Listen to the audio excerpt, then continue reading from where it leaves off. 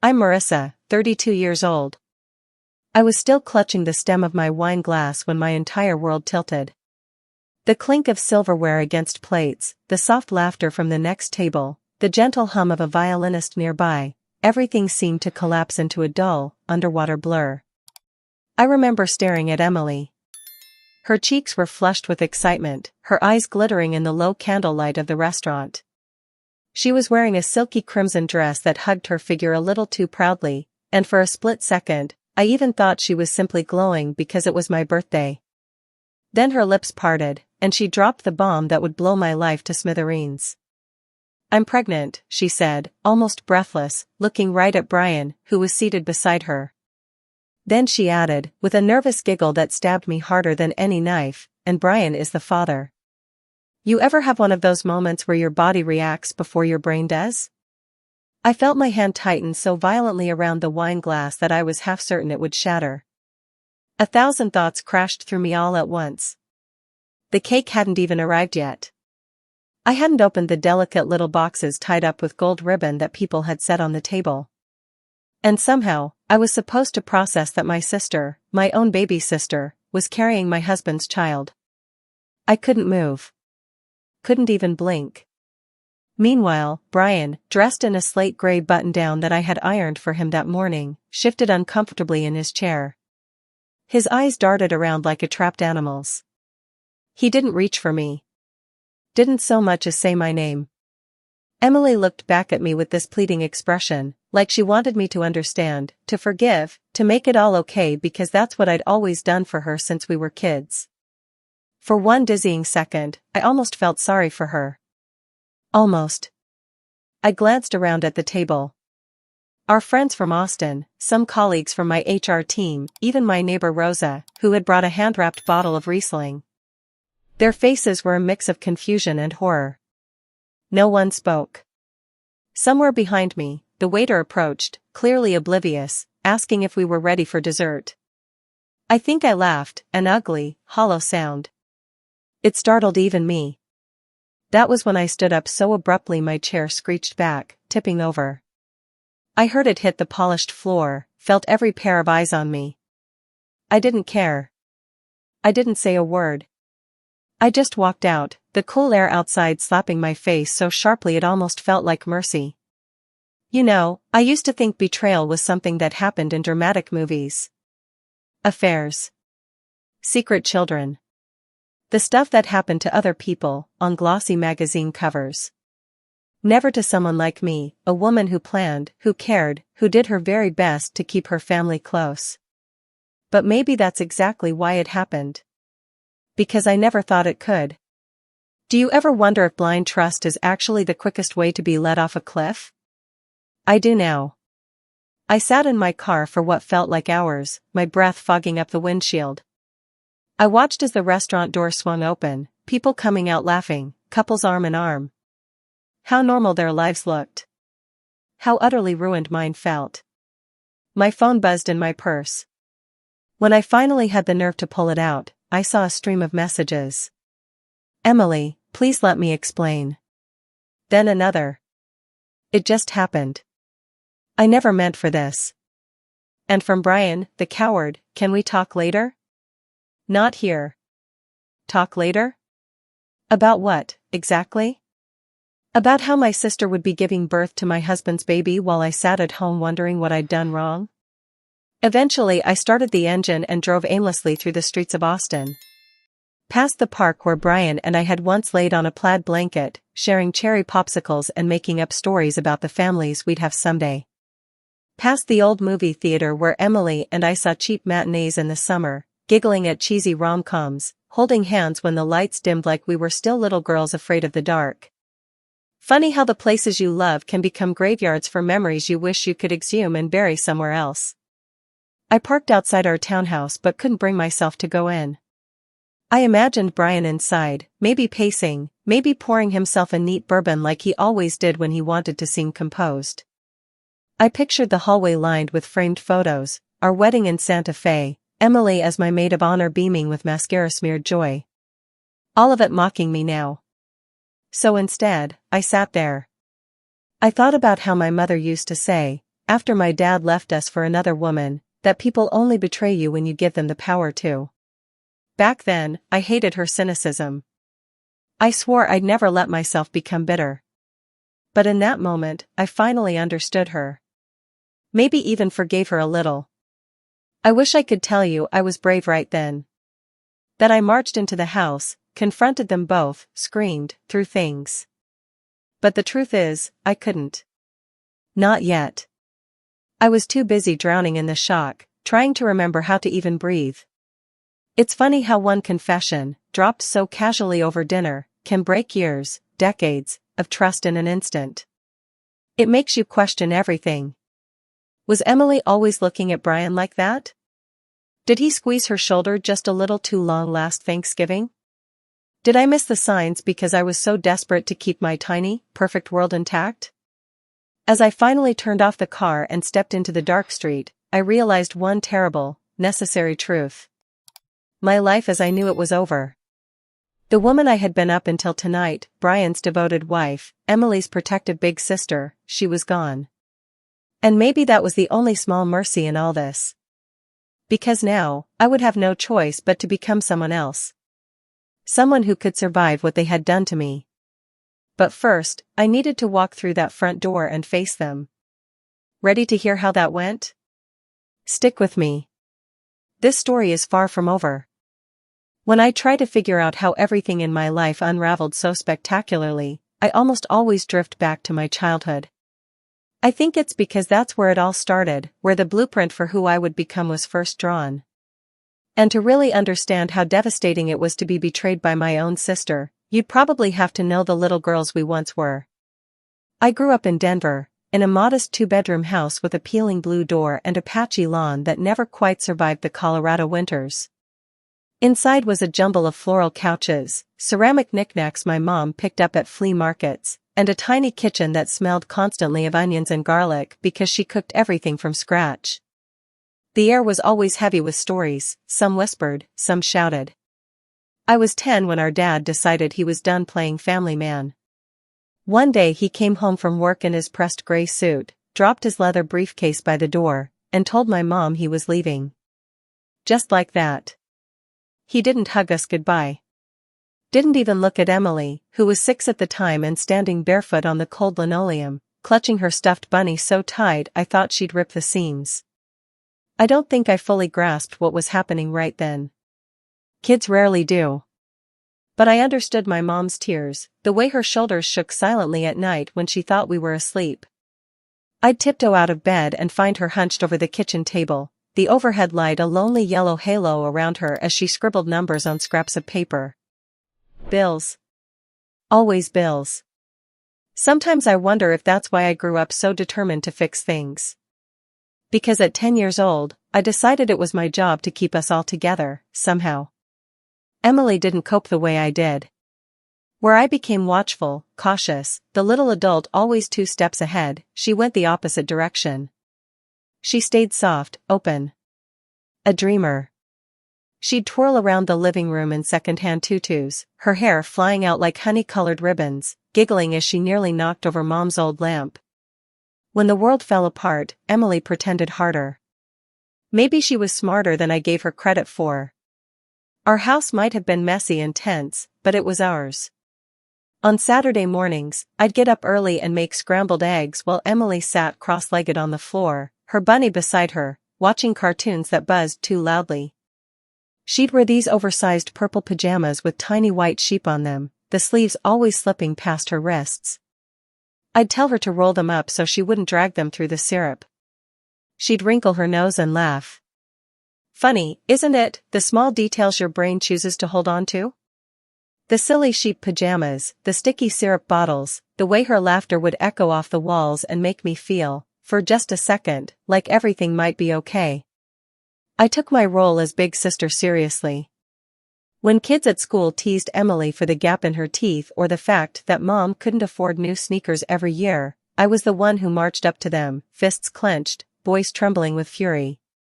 I remember once standing nose to nose with a boy named Kyle on the playground, daring him to say another word about my sister. He didn't. I went home that afternoon feeling like a warrior. Emily hugged me so tight my ribs hurt, and for days after, she'd follow me around the house like a little duckling. Sometimes I miss that version of us so fiercely it's like a physical ache. Back then, Emily looked at me like I could solve any problem. Like I was invincible. I think that's partly why her betrayal cut so deep. Because for most of my life, I'd been her shield. Her protector. And maybe, somewhere along the way, I started to believe that meant she'd never be the one to hurt me. Isn't it strange how we draw these lines in our heads, convince ourselves certain people are safe simply because they've always been? I guess we forget that humans are messy, complicated, and loyalty isn't guaranteed just because you share blood or bedtime secrets. One memory stands out so vividly it's almost cruel. It was the summer before I left for college in Austin. Emily and I lay on the old brown couch in our living room, our legs tangled together, a cheap fan buzzing in the corner trying its best to fight the heat. The smell of grilled cheese lingered in the air. Mom was working late at the diner. Emily traced circles on my arm with her fingertip and whispered, almost shyly, that she didn't know what she'd do without me there. I remember brushing her hair back from her forehead and promising, with all the earnest certainty of an 18-year-old who thought she could outrun destiny, that I'd always be her person. That no matter where life took me, she'd be my little girl to look after. Thinking about that now almost makes me laugh. How naive I was to believe that love alone was enough insurance against heartbreak. Can I confess something that still haunts me? Sometimes, lying awake in the dark after everything fell apart, I'd wonder if I'd failed her. If maybe I had poured so much energy into being her guardian that I never taught her where the boundaries were. That loving someone doesn't give them a free pass to rewrite your entire life story without your consent. Do you ever think that? That maybe by trying to protect someone too fiercely, you accidentally teach them they can do anything, and you'll always catch them? I don't have the answer. All I know is, it's a dangerous thing when someone starts believing your forgiveness is unconditional. Looking back at our childhood now, it feels almost like reading a sad book where you already know the ending but can't stop turning the pages, hoping somehow it changes. I keep replaying the scenes, not because I want to wallow in nostalgia, but because I'm trying to figure out where we broke. Where Emily stopped being the little girl in sheep pajamas and became the woman who could stand in front of me, smiling, as she announced she was carrying my husband's child. And that's the most gutting part. I still haven't found the exact moment. Maybe that's what makes betrayal so devastating. Not the single act itself, but the impossibility of tracing its roots, of pinpointing when love quietly started to rot. Next, I'll tell you how things changed when we both grew up, how Brian entered our lives, and how I mistook the cracks for character. It only gets messier from here. Emily and I found our own rhythms as we stepped into adulthood. In some ways, it felt like a natural drift, the kind that happens when sisters grow up and start building separate lives. But there was always this invisible thread keeping us tethered. At least, that's what I believed.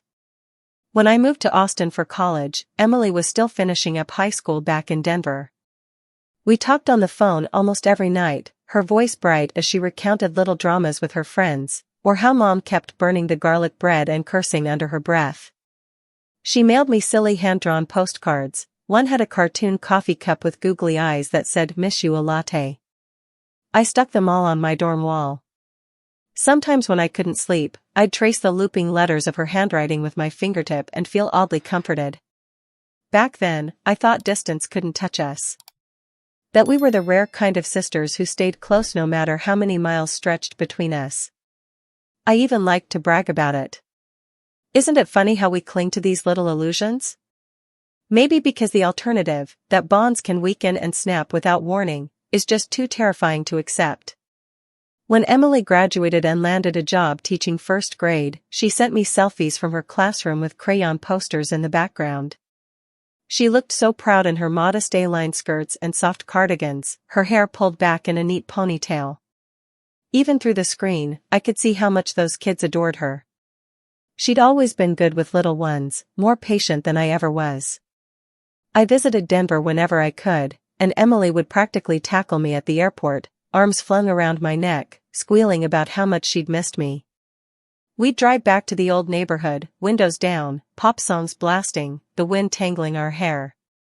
She'd still rest her head on my shoulder when we curled up on Mom's couch to watch cheesy baking competitions on TV. For a while, it was almost like nothing had changed. Almost. But life doesn't freeze just because we want it to. I was climbing the ladder in HR at a growing tech firm in Austin, working long hours, taking extra certifications to stand out. I was proud of that. I liked feeling competent, needed. Meanwhile, Emily was content with her classroom, her small apartment, her close circle of girlfriends. Sometimes I wondered if she envied me, or if maybe I envied her. I still can't say for sure. Emily eventually decided she wanted a fresh start in Austin. She claimed it was for warmer weather and all the cool live music. But I suspected it was also because she missed having family nearby. I helped her hunt for tiny rentals that wouldn't break her teacher's salary, co-signed her lease when the landlord gave her trouble over her credit. It made me feel good, in a protective older sister way. Like I was still fulfilling my promise to look out for her. She settled into life in Texas easily. Too easily, maybe. She found favorite coffee shops, joined a book club, even volunteered on weekends at an animal shelter. Emily had this knack for blooming wherever she landed. I admired it, though sometimes it left me feeling strangely overshadowed. Of course, that's also when she started spending more time with Brian. It began so innocently. Brian and I had been dating for a little over a year, and whenever Emily came by for dinner, he'd charm her with his easy stories and goofy impressions. Emily would laugh so hard she'd nearly choke on her wine. I loved seeing them get along. It felt like the family I'd always dreamed of, my man and my sister, comfortable together, at ease. I used to tease Brian that he was just showing off because Emily was an easy audience. He'd grin, shrug, and say, "Well, she makes it fun." I didn't think twice about it. Why would I?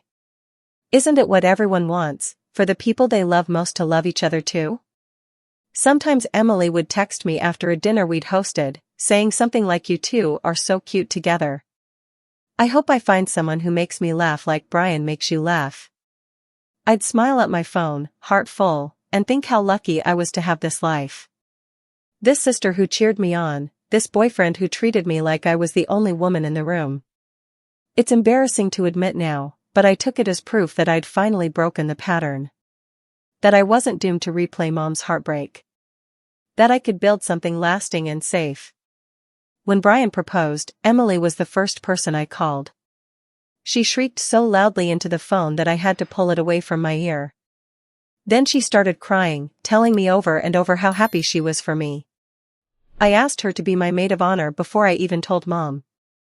That's how certain I was of our bond. She helped me pick my dress, a sleek ivory gown with a lace back that I never would have tried on without her nudging. The morning of the wedding, she sat cross-legged on the hotel bed in a silky lavender robe, carefully writing out her speech while I got my hair curled.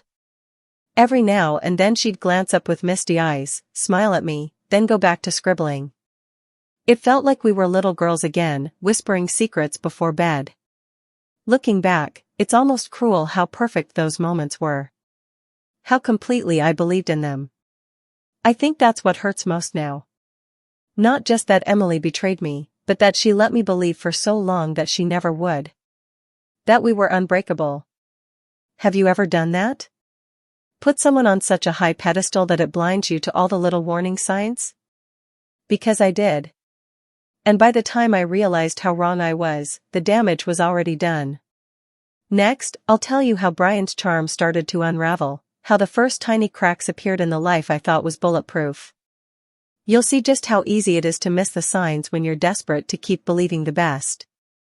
If I close my eyes, I can still see the first night I met Brian. It was one of those sticky Austin evenings, the kind where the heat clings to your skin long after the sun's down. My friend Carla had dragged me to a rooftop party above a bar downtown. I almost didn't go. I had a big presentation the next day at work, and my hair was doing that frizzy halo thing it always did in the humidity. But Carla promised free sangria and the chance to meet actual decent guys, so I let myself be convinced. Brian was leaning against the railing when I spotted him, wearing a navy button-down rolled at the sleeves, forearms tanned and strong.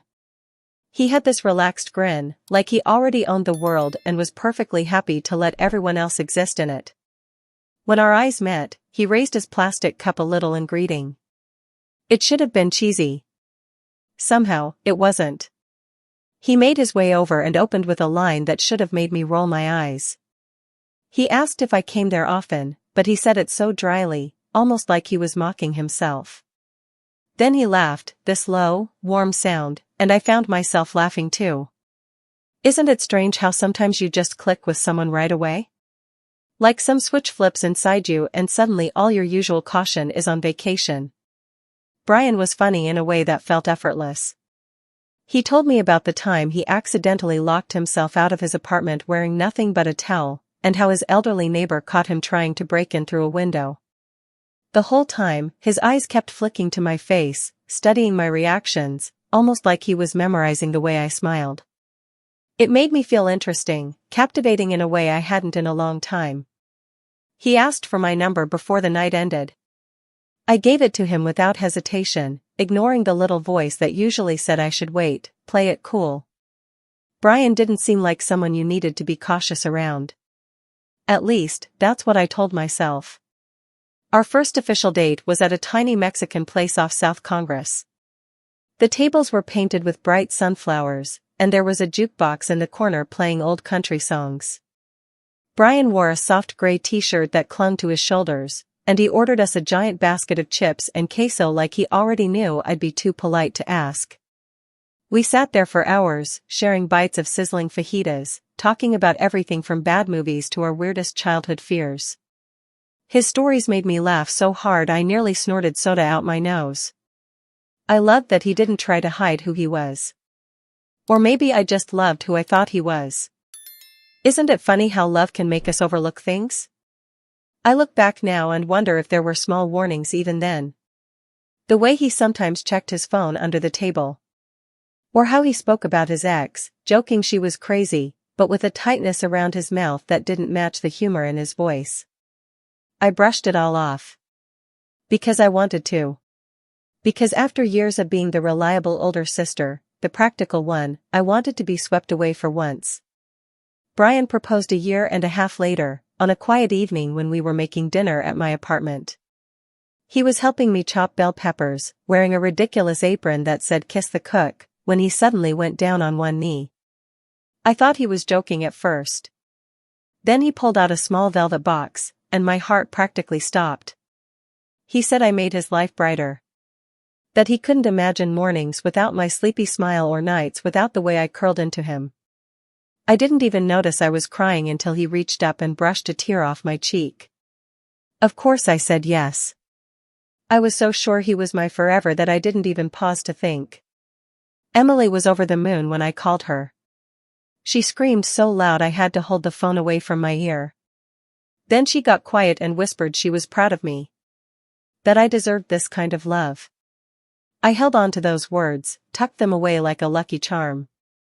Our wedding was small, intimate, held at a little vineyard outside Austin. Emily stood beside me in a soft mauve dress, holding my hand so tightly I thought our fingers might bruise. Brian's vows were charming, a touch self-deprecating, all delivered in that smooth voice that made everyone laugh and tear up at the same time. When he slid the ring onto my finger, I honestly believed it was the start of everything good. That first year was beautiful. Or it seemed that way. Brian would leave me little notes in the kitchen before he went off to his job site, scribbled reminders that he loved me more than anything. We'd curl up on the couch on lazy Sundays, the TV playing reruns of old cooking shows neither of us really watched. Sometimes Emily would come over and we'd order way too much Thai food, the three of us sitting on the floor with cartons spread out like a picnic. I thought I had it all. A husband who made me laugh, a sister who was my best friend, a little life in Austin that felt cozy and bright. But here's the thing about happiness, it can make you careless. It can lull you into thinking nothing bad could ever happen to you because look how good everything is. Looking back, I can't help but ask myself if I let that sweetness blind me. If I ignored tiny rifts because I was so desperate to keep the picture whole. You ever do that? Hold on so tight to a dream that you refuse to see it starting to crack. But even the most carefully constructed illusions can't last forever. Mine would start unraveling sooner than I ever imagined, and when it did, the impact would be devastating. And that, I suppose, is where the next part of my story begins. It's strange how slow the erosion can be. How you almost don't notice it's happening until one day you wake up and realize the ground beneath your feet has completely shifted. That's what it was like with Brian. A gradual slide from playful teasing and easy affection into something that felt a whole lot more like control. It started with little comments, so subtle they could almost pass for jokes. We were out shopping for throw pillows one Saturday. I'd picked a soft yellow one with tiny embroidered flowers, thinking it would brighten up our gray couch. Brian laughed, not unkindly at first, and said, "You're cute, babe, but your taste is very, grandma chic." I remember blushing, putting it back on the shelf, telling myself it didn't matter. It was just a pillow. A week later, he raised an eyebrow when I wore a fitted teal dress to dinner. He twirled a finger in the air and said, "Do a spin for me." "Let me see." When I did, hoping to hear how pretty I looked, he gave a low whistle and added, "Maybe save that one for when we're at home. I don't need other guys eyeing what's mine." The words weren't harsh exactly, but something about them made my stomach twist. Still, I laughed it off. Isn't that what love does? Makes you overlook tiny knots of discomfort because you want so badly to keep the peace? Emily would come over on Fridays, bringing cheap bottles of red wine and stories from her classroom. The three of us would sit on the floor, eating greasy pepperoni pizza right out of the box. Brian would lean back against the couch, legs stretched out, one arm hooked loosely around my shoulders. He seemed so relaxed then, so perfectly in sync with us, that it was easy to pretend everything was fine. That we were just three people building memories together. One evening after Emily left, Brian made a comment about how giggly she was, how easily amused. He said it with a little smirk, almost like he was complimenting her, but then he added, "It's a good thing you're not like that." I'd get bored. I didn't know what to say, so I just nodded, even though something in me winced. Later, lying in bed beside him, I replayed the moment over and over, wondering why it stung so badly. It only got more obvious after we'd been married about a year. Brian started dropping by my office on days he knew I had back-to-back meetings. He'd bring me iced coffee, flash that easy grin, lean against my doorway like he was proud of me. I tried to appreciate it.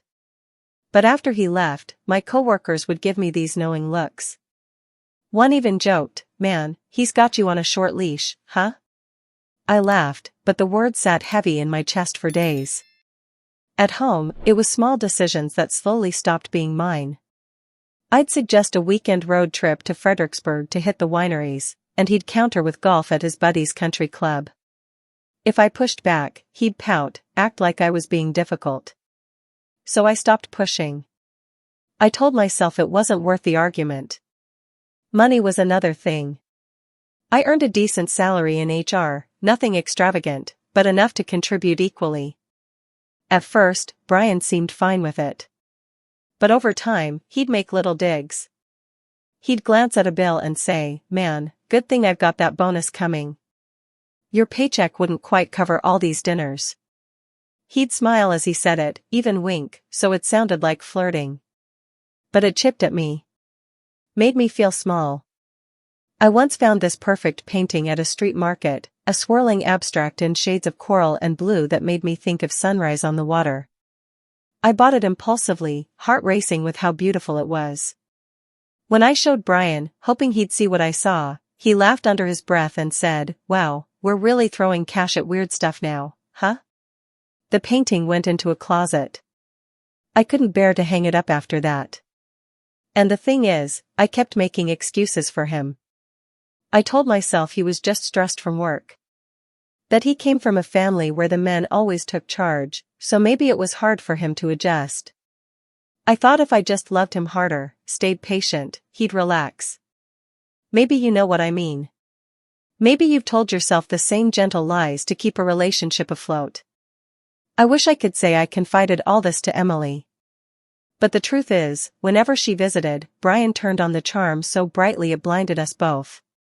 He'd cook elaborate dinners, seared salmon with garlic butter, roasted potatoes sprinkled with rosemary, and pour her wine while joking about how lucky she was to have a sister married to such a catch.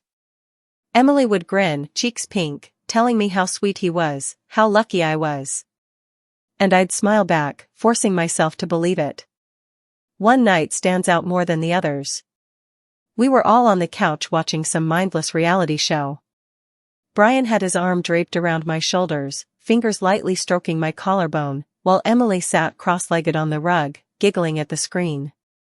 I glanced down at her, her face bright and unguarded, and felt this strange, fleeting pang, like I was on the outside of something. It passed so quickly I almost missed it. Almost. Later, lying awake while Brian snored softly beside me, I tried to shake the feeling. But it kept creeping back. A whisper I didn't want to hear yet. That maybe the distance growing between me and Brian wasn't the only gap I should have been paying attention to. And that, I suppose, is the bitter irony. I was so busy worrying about losing Brian that I didn't see the other danger, one that was already sitting cross-legged on my living room floor, smiling at me with the same face I'd once promised to protect forever. Next, I'll tell you how the harmless laughter turned into secrets whispered behind closed doors. And how everything I'd tried so hard to hold together finally came undone. Looking back, the signs were there, scattered like puzzle pieces I stubbornly refused to put together. It's almost embarrassing how long I went on ignoring them, how fiercely I clung to the story I wanted to believe. But isn't that the thing about trust? It blinds you to the obvious, lets you build a world on top of tiny cracks, hoping they'll somehow hold. It started with the phone calls. Brian used to pick up my calls on the first ring, his voice always warm, teasing me about how clingy I was if I called twice in a day. But then it became more common for my calls to go to voicemail. When he finally did answer, there would be a delay, like he needed a second to slip back into being my husband. I'd catch a weird echo sometimes, laughter in the background that didn't sound like his usual job sites. I asked him once about it, and he just chuckled, said one of the guys must have had the radio on speaker. I chose to let it go. Next came the errands with Emily. At first, it almost made me happy, seeing them get along so well. Emily had been struggling to settle into Austin, new job stress, missing her old routine in Denver, and Brian offered to help her hunt for furniture. I thought it was sweet. What kind of monster would suspect anything bad about her own sister spending time with her husband? But then their trips got longer. A quick run to pick up a coffee table turned into 3 hours. Emily would text me silly selfies of her and Brian making faces in front of throw pillows at Target, captions like "Your hubby has strong opinions on accent colors." I'd laugh, shake my head, show them off to coworkers like I was the luckiest woman in the world to have a husband and sister who got along so well. Yet there was this tiny itch under my skin that wouldn't stop. One night, Brian came home later than usual, hair damp like he'd showered somewhere else.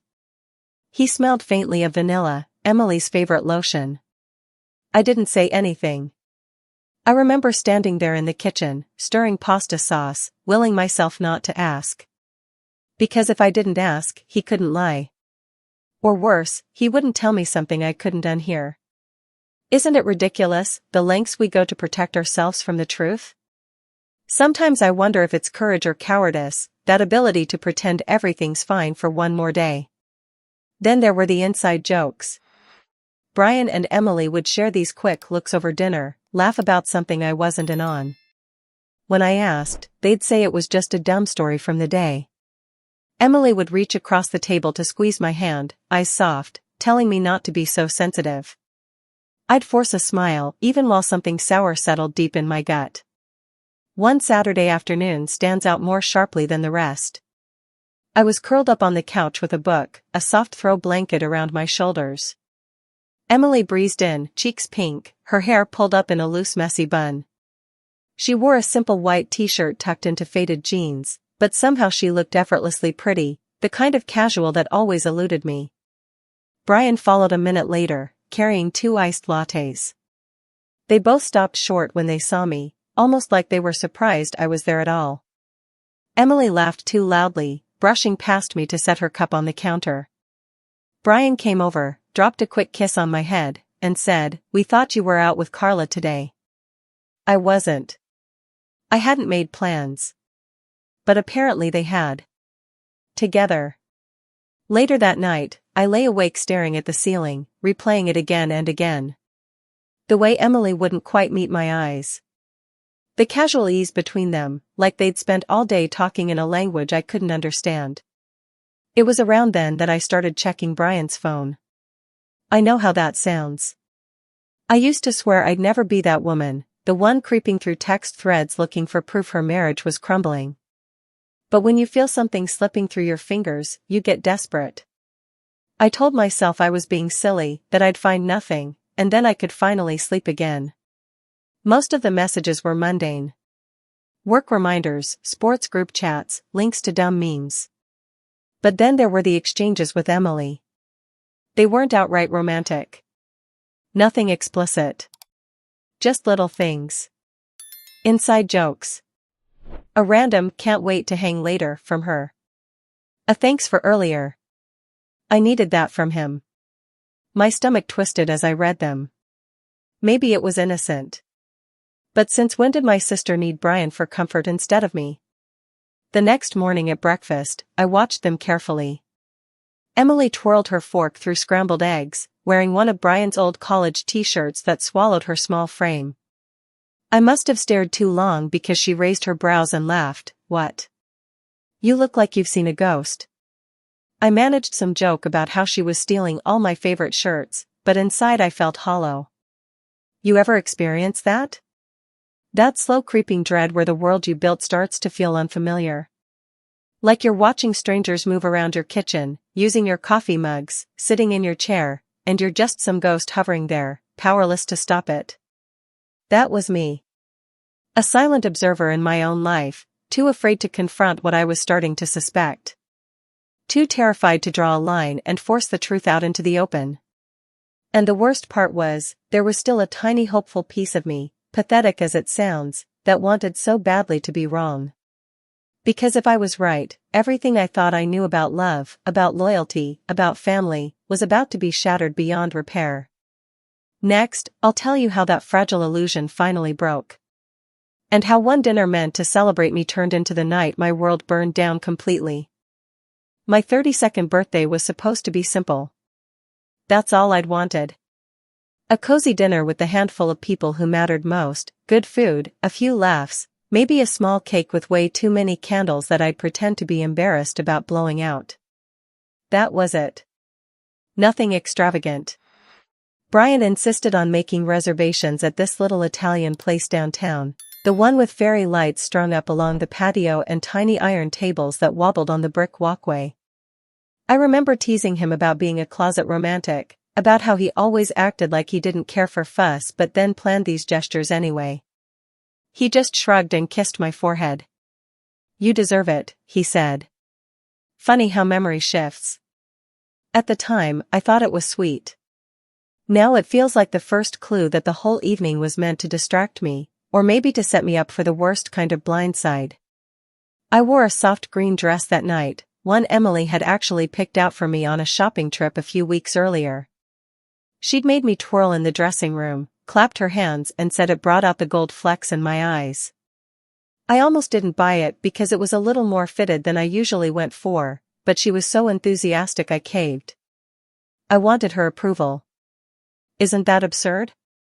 Even at 32, I still wanted to please my baby sister. We got to the restaurant just after 7. The evening air was warm, and there was a faint scent of jasmine from the planters out front.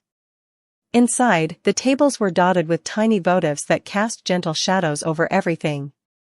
Brian squeezed my hand as we walked to our table, a long rectangle tucked in the corner. Emily was already there, waving, cheeks flushed like she'd just run a mile. She wore a silky red wrap dress that tied at the waist, her hair falling in loose waves. She looked beautiful. I hate that I noticed that, even then. Dinner started out perfectly normal. We ordered a round of appetizers, bruschetta, calamari, a plate of roasted artichokes drizzled with lemon. Brian kept my wine glass filled, leaning in to brush crumbs off my lip, making sure I was laughing. Emily sat across from me, picking at her bread, her eyes darting to Brian a little too often. But I refused to see it. I refused. When the main courses arrived, the conversation turned to work, then to silly stories from college. Emily shared some story about how I'd once tried to make boxed mac and cheese without draining the water first, and everyone roared. Even I had to laugh, though there was this tightness in my chest that wouldn't quite go away. Then the waiter came by with a tiny tiramisu topped with a single flickering candle. The whole table started singing. I remember trying to soak it in, telling myself to be grateful. To hold on to this moment. I closed my eyes, made a wish so soft even I could barely hear it. I just wanted to keep what I had. That was it. Nothing more complicated. I opened my eyes to find Emily standing, holding her wine glass, her other hand pressed flat against her stomach. At first, I thought she was going to toast me. I actually smiled, ready for some sweet sisterly speech about how proud she was of me. Instead, she took a deep breath and said, "I have some news." I'd been waiting for the right moment. Her voice shook, her eyes flitting to Brian's for some silent cue. Then she looked straight at me. "I'm pregnant." For a heartbeat, everything seemed to freeze. My brain struggled to catch up, to arrange the words into some shape that made sense. I glanced at Brian. He wasn't smiling. Not exactly. His mouth was set in this odd, stiff line. My heart started to pound, a wild, desperate rhythm. Then Emily's next words landed like a death blow. "And Brian is the father." I actually laughed. I think it was pure shock, my mind's last pathetic defense against shattering. A weird strangled sound that made a couple at the next table look over. Brian reached for my hand, but I jerked it back so hard my chair scraped against the tile. "You're joking," I whispered. "Emily, this isn't funny." She shook her head. Her eyes were shiny, full of tears she hadn't let fall yet. "I wish it were a joke, Marissa." "I do. But it's real. And I can't hide it anymore." I looked at Brian, waiting for him to jump in, to laugh awkwardly and say it was some horrible misunderstanding. But he just sat there, shoulders sagging, staring down at his empty plate like he couldn't quite face me. It's hard to explain what that moment felt like. It wasn't one sharp pain.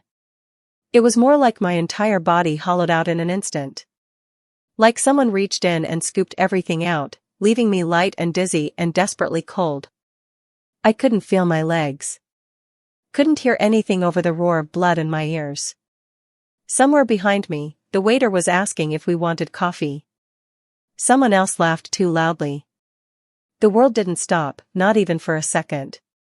It just kept going, oblivious, while my life crumbled right there at a dinner table set with white napkins and half-finished plates of pasta. I pushed back my chair. It toppled over with a clatter that seemed impossibly loud. Then I was moving, somehow outside, cool air hitting my skin, the scent of jasmine suddenly cloying. My hands were shaking so badly I had to clutch my clutch to keep them still. You ever have a moment where you realize absolutely nothing will ever be the same again? That was mine. Right there on a quiet street in Austin, wearing a green dress my sister had chosen for me, my marriage and my family unraveling in a single breath. Next, I'll tell you what it was like to go home that night, to walk back into a house that no longer felt like mine, and face the two people who destroyed everything I thought I could trust. I spent the first few days after the dinner in something like a fog. It was the strangest feeling. I'd always thought heartbreak would come with big dramatic tears, with throwing things or screaming into pillows. But mostly, it was numbness. A heavy, gray blankness that made everything else feel like it was happening far away. I stayed in the guest room, the one with the faded floral comforter and a tiny desk where I used to work from home. I didn't bother to unpack the little overnight bag I'd grabbed that night, still half convinced I might just get in my car and keep driving. I barely moved from the bed except to shower or sip at mugs of tea that went cold before I finished them. Brian knocked on the door sometimes, gentle at first, then more insistent. I couldn't stand to see him.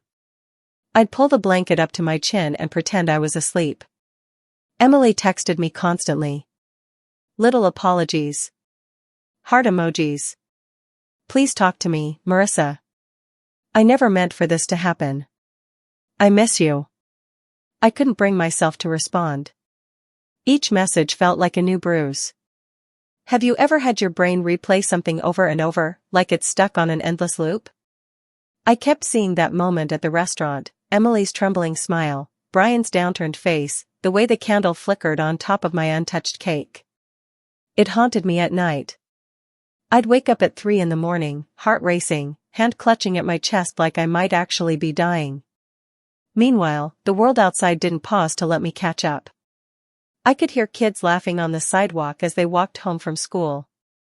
The neighbor's dog barked at the mailman every afternoon at 2. Somewhere, a lawnmower buzzed. I hated that. Hated how normal everything sounded when my life had split open. Brian tried to talk to me again on the 4th day. He knocked and then just opened the door, standing there with his hands shoved in the pockets of his jeans. He hadn't shaved, and there were dark circles under his eyes. I wondered, with a detached sort of curiosity, if he was losing sleep too. Marissa, he started, voice cracking. I know there's nothing I can say right now that's enough.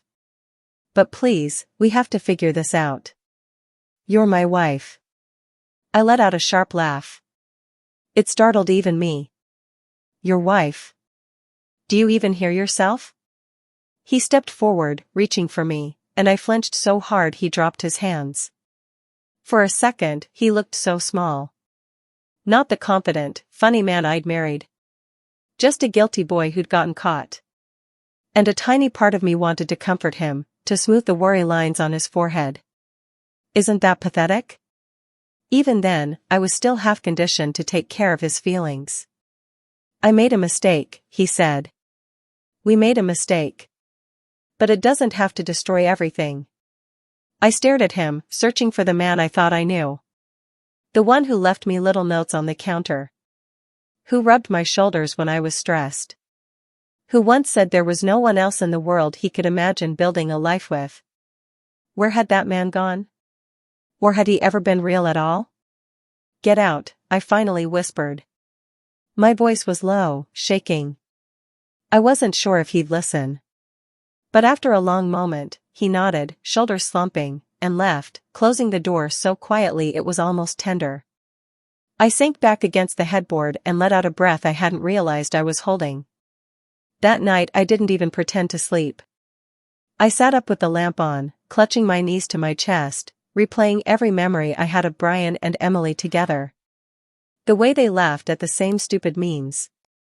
How he once tied her shoelace for her at a barbecue when it came undone. Back then, I thought it was sweet. That it meant he treated her like family. Now it all twisted into something ugly. I started questioning myself in all kinds of cruel ways. Was I so boring? So uninteresting that the people I loved most had to turn to each other? Did I miss the warning signs because I was too wrapped up in my job? Too tired to pay attention to my own marriage? That's the worst part of betrayal, I think. It doesn't just make you hate them. It makes you hate yourself a little too. On the 5th day, I wandered into the kitchen. The fridge hummed like normal. There was still half a carton of orange juice, leftover pizza in a white box, a couple of apples in the crisper. All these stupid mundane reminders that life was continuing in this house like nothing had changed. The sight of it cracked something open in me, and I sank to the tile floor, sobbing and heaving gasps that felt like they'd never stop. Eventually I pulled myself up, wiping my face on the sleeve of an old sweatshirt. I caught my reflection in the dark oven door.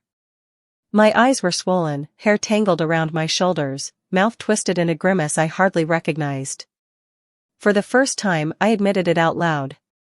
This happened. They did this. And I have to decide what happens next. It wasn't a moment of strength.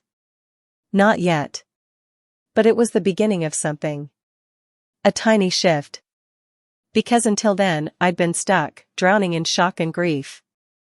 Saying those words forced me to see there was still a future waiting on the other side of all this hurt. Even if I couldn't picture it yet. Next, I'll tell you how that tiny seed of awareness grew into something fiercer. How I went from shattered to quietly plotting the first steps that would take me back to myself. It's a strange thing, the way pain can sometimes clear your vision. For so long, I'd been living in a haze of small compromises, tiny self-betrayals I told myself didn't matter.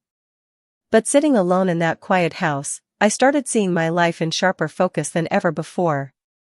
One morning, I found myself rummaging through the hall closet, searching for an old box of keepsakes I hadn't opened in years. It was wedged behind stacks of winter scarves and a tangle of extension cords. I pulled it out, sat cross-legged on the living room rug, and pried off the lid. Inside were bits and pieces of who I used to be. A photo strip of me and Emily at a fair in Denver, our cheeks sticky with funnel cake sugar, both of us laughing so hard our eyes were slits. A faded acceptance letter to the University of Texas, my name printed proudly at the top.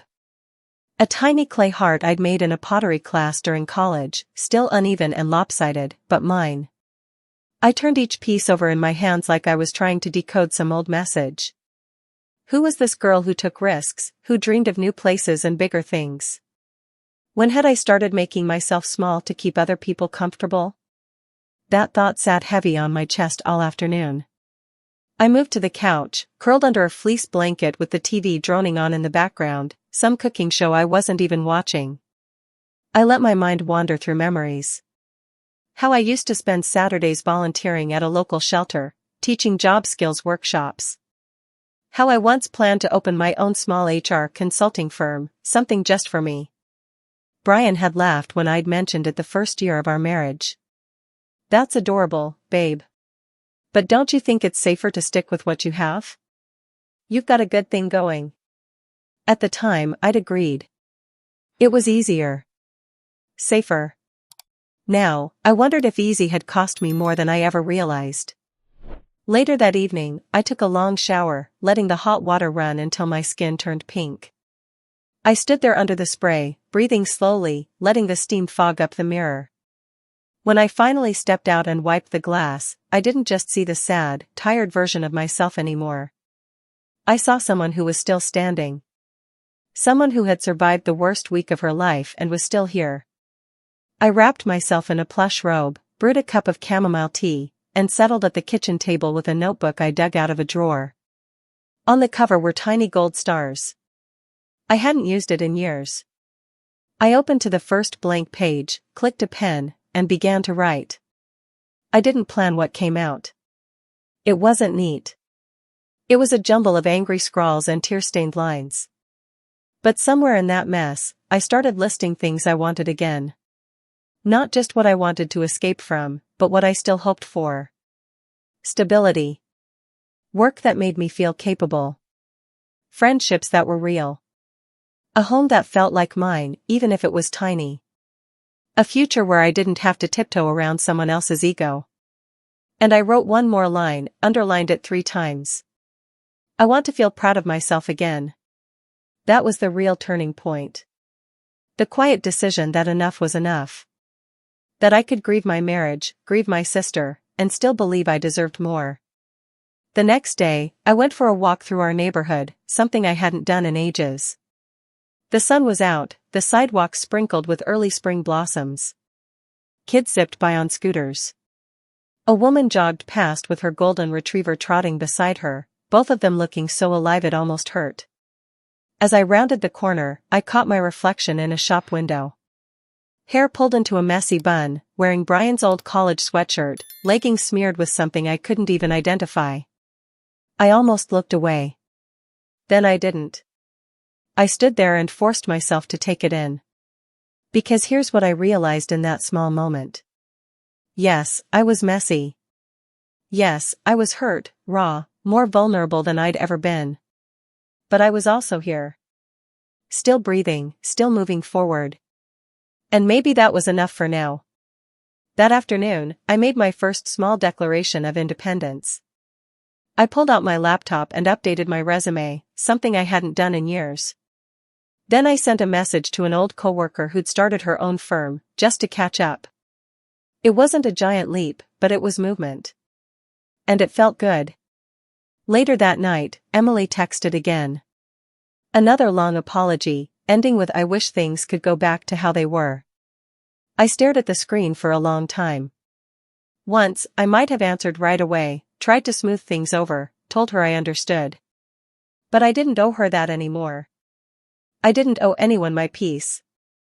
So I turned off my phone, made myself a bowl of microwave popcorn, and curled up to watch a silly crime show with over-the-top plot lines and actors who looked like they were having the time of their lives. For 2 whole hours, I didn't think about Brian or Emily or the mess waiting for me in the next days. I just let myself exist. And that might sound small, but for me, it was monumental. Because it was the first time in a long time I chose myself, without guilt or explanation. Next, I'll tell you how that tiny spark of self-respect grew into something stronger. How I went from quietly surviving to actually reclaiming the pieces of my life Brian and Emily tried to take. It's a story I'm finally proud to share. The first real step toward getting my life back started with something painfully ordinary. I was standing in the kitchen one morning, pouring milk into my coffee, still wearing the oversized sleep shirt that hung off one shoulder. The light was streaming in through the window above the sink, catching on the little dust motes in the air. It should have been peaceful, a small domestic moment. Instead, my stomach was twisted up, my pulse racing, because I knew today was the day I was going to do something that would change everything. I grabbed my laptop from the counter, sat down at the table, and Googled divorce attorneys in Austin. My hands were actually shaking. It felt so final, even though part of me knew it had been over the moment Emily made her announcement. I scrolled through profile photos, reading short bios about years in practice and their philosophies on mediation versus litigation. It was surreal to think I was choosing someone who'd soon know more about the inside of my marriage than most of my friends ever did. I settled on a woman named Lauren Gomez. Her website had a calm, confident tone that soothed me in a way I didn't fully understand. I filled out the little contact form, hit submit, and then just sat there, staring at my reflection in the black screen as my laptop powered down. My heart was still hammering. But also, beneath the fear, was this small spark of relief. Like I'd finally admitted to the universe, and maybe more importantly, to myself, that I wasn't going to keep pretending anymore. Isn't it wild how we stay in situations that hurt us simply because the alternative feels too big to face? I used to think leaving meant failure. Now I was beginning to realize staying might have been the bigger failure all along. Lauren's assistant called me back that afternoon. We set up a consultation for the next day. I could barely focus on anything after that. I tried reading a book on the couch, flipping mindlessly through pages without absorbing a single word. The TV murmured in the background, some daytime show where people argued over paternity tests. I almost laughed at the irony. When the time came, I dressed more carefully than I had in weeks. I pulled on dark jeans that actually fit me well and a soft blue blouse that made my eyes look a little brighter. I even bothered with a dab of mascara, though my hands trembled as I applied it. There was something about putting myself together that felt important. Like armor. Lauren's office was in a neat brick building downtown. The waiting area smelled faintly of eucalyptus, and a little water feature gurgled in the corner. I sat on a plush chair, twisting a tissue in my hands, trying not to make eye contact with the receptionist. When Lauren finally called my name, I stood so quickly my knee cracked. She was calm, with kind eyes that didn't soften her obvious sharpness. The kind of woman who looked like she'd seen every type of heartbreak and wouldn't flinch at mine. I liked her immediately. We went over everything, how long Brian and I had been married, what property we owned together, the tangled mess of shared bank accounts and small investments. When I told her about Emily, my voice cracked. But Lauren didn't react the way I half expected. No shocked gasp, no pitying head tilt. Just a small nod, like she'd heard it all before. "Marissa," she said gently, after I finished, "this is hard, but it's also very straightforward from a legal standpoint. Texas is a community property state. That means you're entitled to half of what was built during your marriage. Maybe more, depending on certain factors. I nodded, swallowing hard. It wasn't just about the money, though of course that mattered. It was about reclaiming something I'd poured myself into for years, a life I'd helped build even if Brian liked to pretend otherwise. When I left her office, stepping out into the bright sun, I actually closed my eyes and let the warmth hit my face. It felt like the first deep breath I'd taken in forever. Over the next week, I started quietly getting my ducks in a row. I dug through drawers and boxes for old account statements, tax documents, anything Lauren might need. I made copies of paperwork Brian probably forgot existed. It was meticulous, sometimes exhausting work, but it also made me feel oddly powerful. Like each neatly stacked pile of paper was a tiny brick in the foundation of my freedom. Meanwhile, Brian was still trying to smooth things over. He'd knock on my door in the evenings, offer to cook, suggest we talk about us. He'd use that soft, coaxing tone that once made me melt. It didn't work anymore. One night he brought takeout from my favorite Thai place, set the cartons out on the kitchen table like nothing was wrong. I stood there in the doorway for a long moment, then shook my head. "I'm not hungry," I told him, voice quiet but firm, and went back to my room. Later I heard him slam a cabinet. Maybe that was the first time he realized he'd lost the hold he used to have over me. Isn't it strange how clarity doesn't come all at once? It arrives in pieces, each small moment where you stand your ground instead of folding. Each time you say no when once you would have caved. Those moments add up. They start to change who you are, or maybe they just peel back the layers to reveal who you were all along. One night I lay in bed with the lamp still on, legal pads scattered around me, each page covered in my cramped notes and questions for Lauren. I caught my reflection in the dark window, hair pulled into a messy bun, glasses slipping down my nose, wearing an old concert tee from college. I smiled. For the first time in a long while, I recognized the woman staring back. She wasn't a wife scrambling to keep a marriage intact, or a sister desperately trying to hold on to a bond that wasn't real anymore. She was just me. And that felt like something worth fighting for. Next, I'll tell you how I took that growing resolve and turned it into real action. How I stopped simply preparing to leave and finally decided to walk out the door. Because surviving is one thing, but choosing to start over on your own terms? That's where the real story begins. The day we finally sat down at that long mahogany conference table, across from Brian and his lawyer, I felt strangely calm. Not because I wasn't terrified, I absolutely was, but because after all the weeks of gathering documents, late-night calls with Lauren, and endless rehearsals of what I'd say, I was done shrinking. I'd already lived through the worst betrayal. What else could he do to me now? Brian wore a charcoal suit I hadn't seen before, probably new. His tie was a deep red, too bold, almost desperate. He wouldn't look directly at me at first, just kept fiddling with a fancy silver pen, clicking it open and shut. The conference room smelled faintly of leather chairs and stale coffee. Outside the window, the sun was bright, people going about their normal Tuesday lives, totally unaware that my entire world was balanced on the edge of that table. His lawyer was exactly what I'd expected. Slick, confident, with a polite smile that didn't quite reach his eyes. He opened with some nonsense about wanting to keep things amicable, how they were prepared to offer me a fair settlement to avoid unnecessary ugliness. It was almost laughable. As if my entire marriage hadn't already been dragged through every gutter of ugly. Lauren didn't even blink. She was dressed in a crisp navy suit that made her look every inch the seasoned professional, but her nails were painted a bright coral that I found oddly comforting. She flipped calmly through her folder and said, "Let's talk specifics, then." Her tone was pleasant, but there was steel underneath it. I loved her for that. They slid a proposal across the table. I didn't even have to read it. Lauren did, though. She scanned the lines, eyebrows lifting just slightly. Then she looked at me and gave the faintest shake of her head. That tiny gesture made me feel braver than I had in months. Brian finally cleared his throat. "Marissa, this is more than fair. I want you to be comfortable. I'm not trying to ruin your life here." I almost laughed. Comfortable? Was that what he thought a handful of buyout cash was after years of shared work and sacrifice?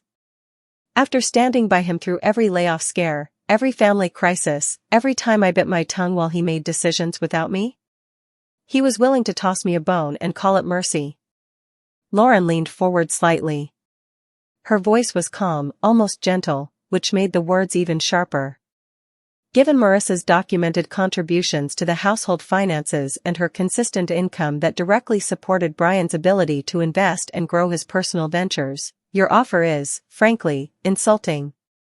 We're prepared to go to court, and we feel confident the division will favor my client. Brian's lawyer blustered about how drawn-out litigation would be hard on both parties. Brian kept glancing at me, like he was expecting me to fold the way I always had. To say I just wanted this over with, that I'd accept less to avoid conflict. But I didn't. I sat there, hands clasped lightly on the table, heart hammering, and stayed silent. I was learning there was power in letting the facts, and my attorney, speak for me. You ever notice how bullies back down when they realize you're not afraid anymore?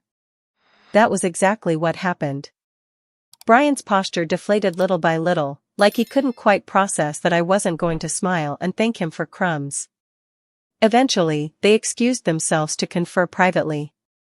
Brian caught my eye on the way out. His expression was complicated, part disbelief, part wounded pride. Maybe he was finally seeing the woman he'd underestimated all these years. Lauren and I sat in the quiet that followed. The clock on the wall ticked so loudly it sounded almost smug. I smoothed a wrinkle out of my blouse, breathed deep. "You're doing great," Lauren murmured. "Don't let them rattle you." I nodded. My throat was tight, but it wasn't fear. It was something closer to relief. Like I'd been carrying a weight for so long that setting it down hurt in its own way. When Brian and his lawyer returned, the shift was obvious. The new proposal was significantly closer to what we demanded. Lauren took her time reviewing it, making small notes in the margins. I couldn't keep my eyes off Brian. He was avoiding my gaze now, suddenly so fascinated by the grain of the conference table. Eventually, Lauren nodded. "This is acceptable.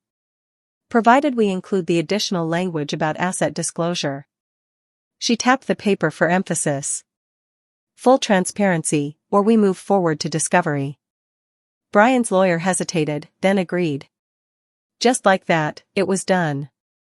Years of marriage reduced to signatures on a stack of papers. I felt my breath catch, not out of sadness, but out of sheer stunned finality. When we stood to leave, Brian finally spoke. "I hope you're happy, Marissa," he said quietly.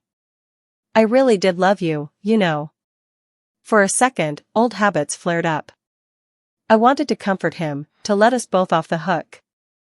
But then I thought about the nights I'd cried alone, the way he and Emily had smiled over private jokes right in front of me, the cold way he'd tried to buy my silence with a meager payout.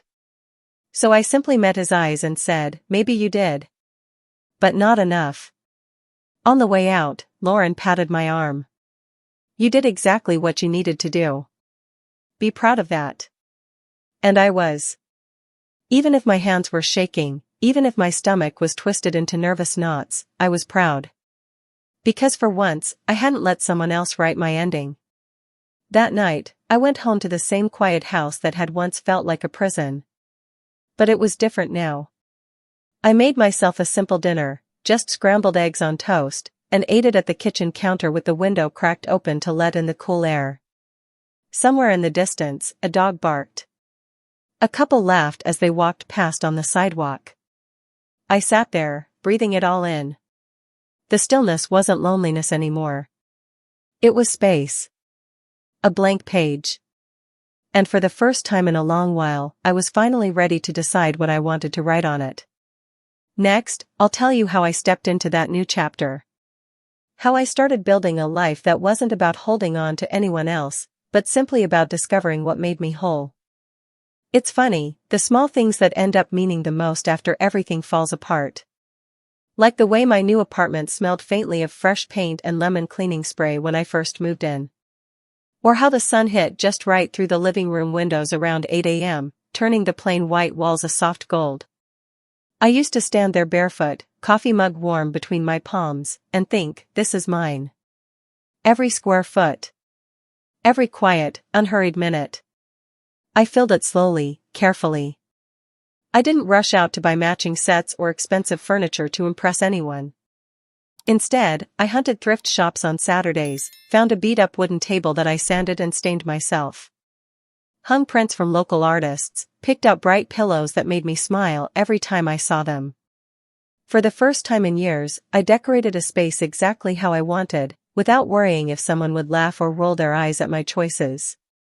I even pulled that old painting out of the closet, the swirling coral and blue abstract I bought on a whim ages ago, the one Brian teased me about. It hangs in my hallway now, the first thing I see when I walk through the door. I like to pause there sometimes, just to remind myself how good it feels to reclaim something that once made me doubt myself. Work took on a different energy, too. I poured myself into projects, stayed late because I wanted to, not because I was hiding from anything at home. My boss noticed. A couple months after my divorce was final, she offered me a promotion to lead our small HR team. I said yes without hesitation. Isn't it incredible how saying no in one part of your life can open doors everywhere else? On weekends, I started doing all the things I used to put off.